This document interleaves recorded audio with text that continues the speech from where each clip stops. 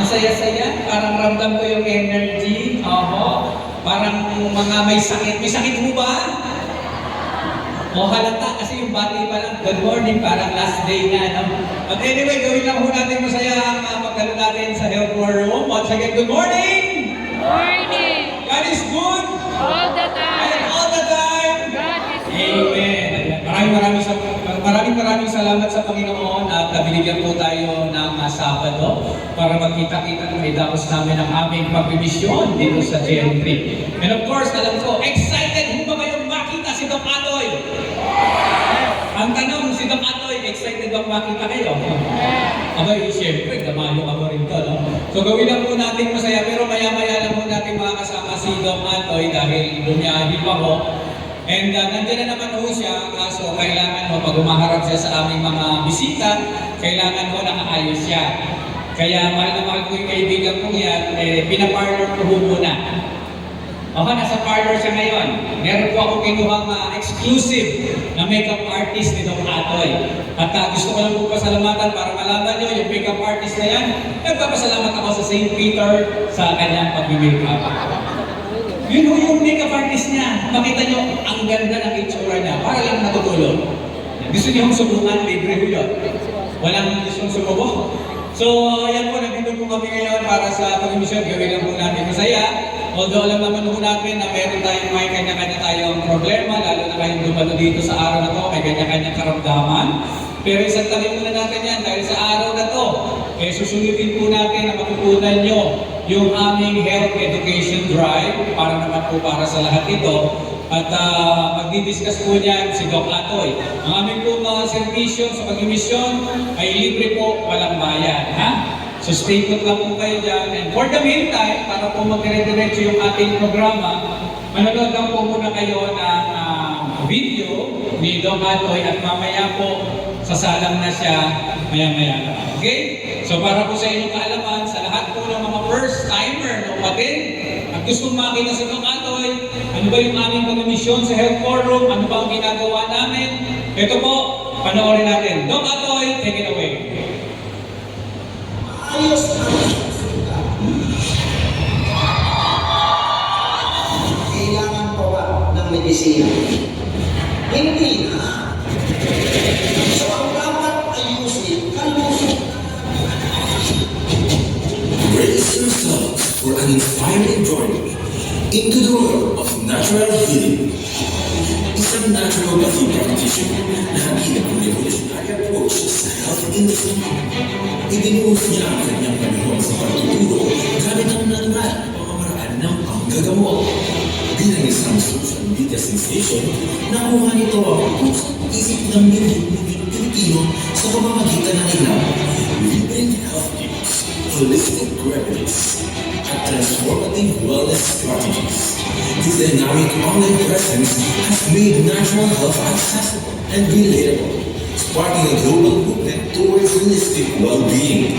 Beyond his digital influence, isa rin siyang busy person. Ilan nga rito ang kanyang pagiging President and CEO of Health Forum Incorporated, a beacon of health, education, and awareness. Under his visionary leadership, the organization conducts free seminars and workshops, spreading invaluable knowledge about natural healing modalities to communities far and wide. Dahil sa kanyang kasubatan, hindi lamang na nabigyan ng kaalaman ng Pilipino, pagkos ay naging inspirasyon siya sa nakararami na pangalagaan ng kanilang kalusugan at kalikasan.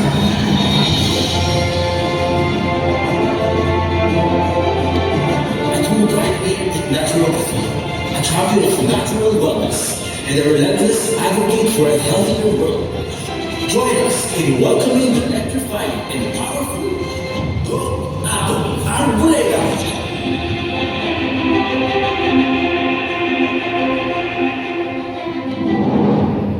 Isang mapagpalang araw ko sa inyo lang. Good morning!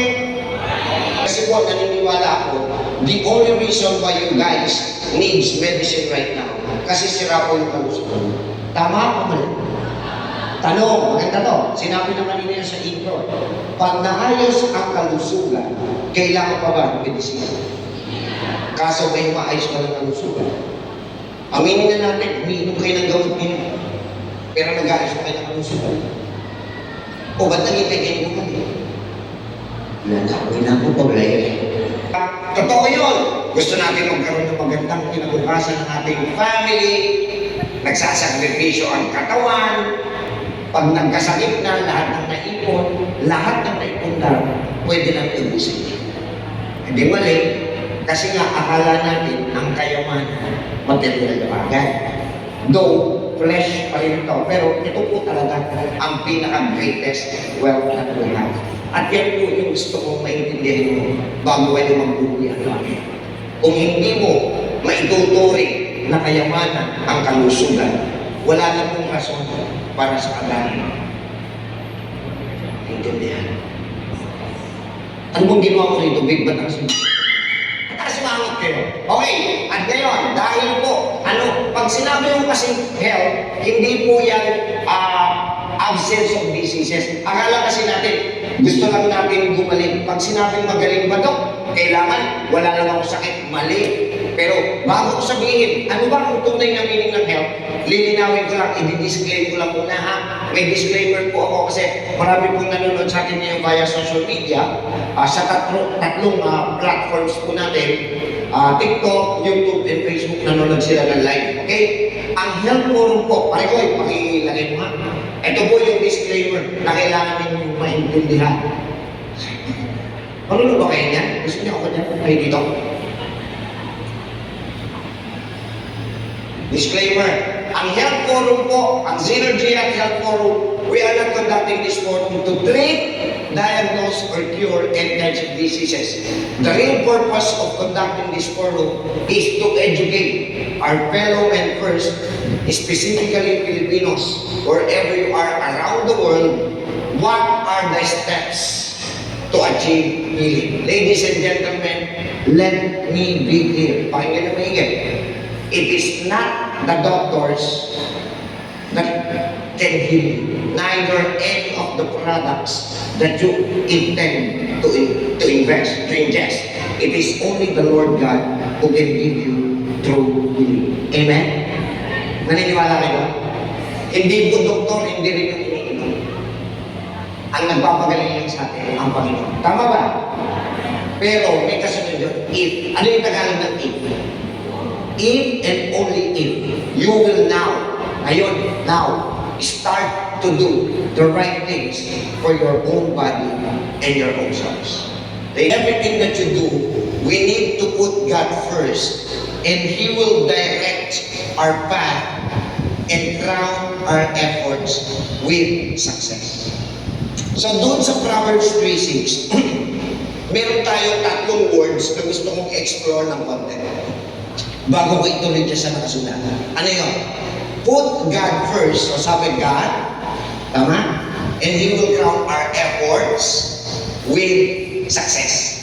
So ibig sabihin, God, effort, success. So, papalitan natin yung word ha. Kapag may sakit ka, anong Tagalog muna na success? Tagumpay o katagumpayan. Tama? Okay, pag may sakit ka, para sa iyo, ano ang katagumpayan? Kagalingan. Very good. So, para makamit ang kagalingan, tama ba? Success is kagalingan muna, ha? Para makamit ang kagalingan, dapat daw may efforts. May gagawin. Tama?